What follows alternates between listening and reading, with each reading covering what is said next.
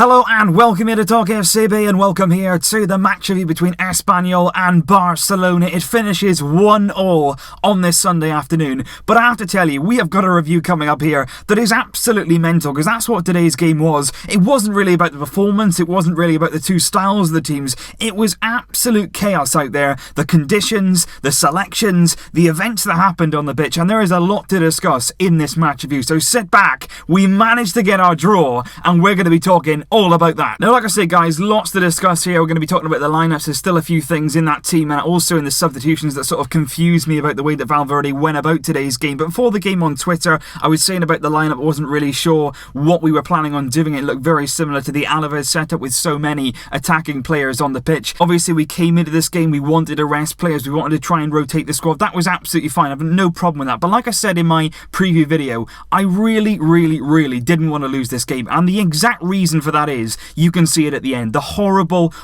club here that we are facing in Espanyol. Their fans, their players, they're disgraced. They really are. I really don't like Espanyol, and even though we can afford to do it in the league, we're well clear, we're far ahead of Atletico Madrid. They play Valencia tonight. It's possible that both teams could drop points, so technically we could have lost this game and still been okay, but I wanted to win that, or at very least draw. We do not want to lose our unbeaten league record against Espanyol, and that's why I was surprised with the fact that Messi was on the bench. I could understand that from some point of view. You can rest Messi, you can give him some time out, he needs that, but I was really surprised to see Andres Iniesta in the team again, and even more surprised to see him complete the 90 minutes here. I think he was one of the players who you'd say we need to really preserve Iniesta. Ahead of that Chelsea game, we don't want to overexert him by any stretch of the imagination, so I really don't understand, to be honest, why Valverde has left him in there along with Coutinho. Surely we could have brought in Coutinho as a like-for-like replacement for Andres Iniesta. I think also Lucas Digne again today was not very good. It was probably his fault for the first goal from Espanyol. It comes in from his side. He doesn't close down the cross from Sergio Garcia. And also, if you watch it again, Lucas Digne, when he's trying to block that shot, he actually puts his arms in front of his face, although he's scared of getting hit by the ball. He turns himself away from it, and in doing that, he fails to block the cross. The cross comes in. It's headed home by Gerard Moreno. Piqué goes for it with his foot. Possibly could get his head on it. He doesn't do that. Moreno goes in. 1-0 Espanyol. And at that point, it looked very bleak indeed. So like I say, Digne, not really the selection I would have chosen at left back. Jordi Alba was brought on, and I think also the substitutions today from Ernesto Valverde, I was surprised to see what I did. I think once again he's taken Semedo off. He really doesn't seem to like what Semedo was doing at right back, and he brings Sergio Roberto on, when I think in theory he could have really brought Roberto on in midfield just ahead of Semedo and taken off Paulinho. Paulinho today, for me, we've said in the past, he's done very well in terms of getting goals, getting forward, giving us the edge in terms of big decisive goals, but as of late he's not doing enough in midfield. As a midfield player, he didn't do enough today, he didn't contribute enough, and he did absolutely nothing, to be honest, in that midfield to do with balance, to do with creativity. It didn't happen. Valverde could have easily put Roberto in that midfield role, in his preferred position, and left Semedo out there, but once again we've seen Semedo substituted and brought off the field, just like we did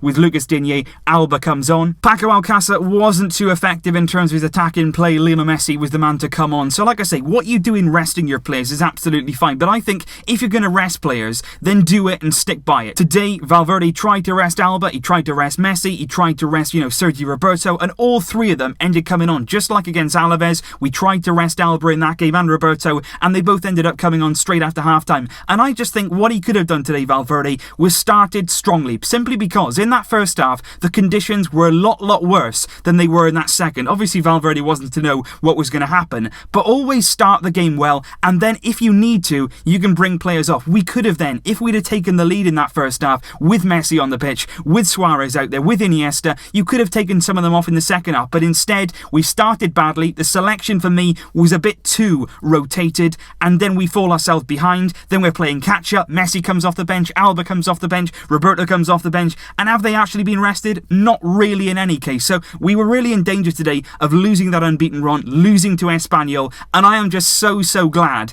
the man to pop up with the equalising goal was none other than Gerard Piqué. Of all the players to score at Espanyol, with all the comments that have been going around about Piqué, with all the chants that the Espanyol fans like to sing game in, game out, Gerard Piqué from the Lionel Messi free kick gets up taller than anyone else, gets his head on the ball, gets past Diego Lopez. That's 1-1 Barcelona. The celebration was fantastic. He then had a tussle afterwards with Gerard Moreno. They were face to face, Gerard Piqué laughing it off, and I just love that from Piqué. I was so glad to see him score. A stadium that never gives him any respect, and he certainly snatched the 3 points well out of Espanyol's hands, and that was a big positive. To get a draw from this game, I said on Twitter beforehand, with the lineup, with the selection, I would have certainly taken a draw, and that's exactly what's happened. So at the end of the day, we've come to Espanyol. It was very difficult conditions. I cannot stress in that second half how bad the conditions were, and I'm just wondering what sort of stage does the pitch need to get at whereby the referee says this can't go on any longer, we cannot play the game anymore, we're going to call this off. Because seriously,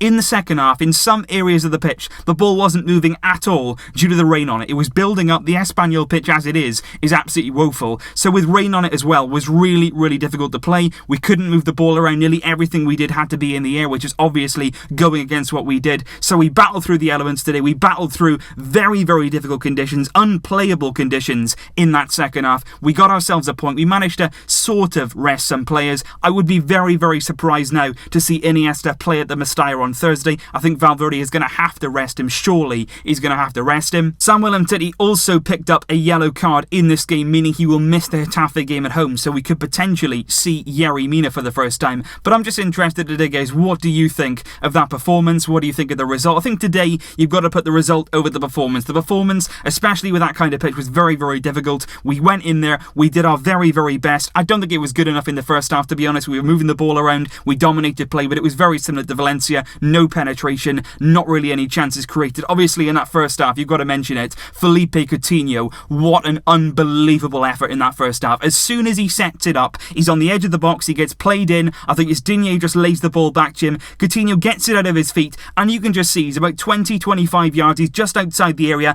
and he's looking at that top corner thinking, I've got this. He wraps his foot around it. It's an absolutely wonderful strike from Felipe Coutinho, but it cannons off the bar. It was incredibly close. If that goal went in, we might have seen a completely different game. But other than that, Coutinho not really involved as much as he'd like. Obviously, as the game went on, like I say, it made it difficult for anybody to get in the game. But overall today, we got the point. We got what we needed. And ultimately, our run in the league goes on. We are still unbeaten. We are still top of the league. And obviously, looking at the league table, like I say, Atletico Madrid and Valencia both in action tonight. So one of those two teams will drop points. As it stands, having played a game more than Atletico, we are currently 6 points clear at the top of La Liga. We are also 18 points clear of Valencia. And still, even with this result, we are 19 points clear now of Real Madrid, who are currently in fourth place after dropping points yesterday away at Levante. So even with the draw, we're comfortable at the top. We continue our unbeaten run, and most importantly, we do not let Espanyol beat us. We never,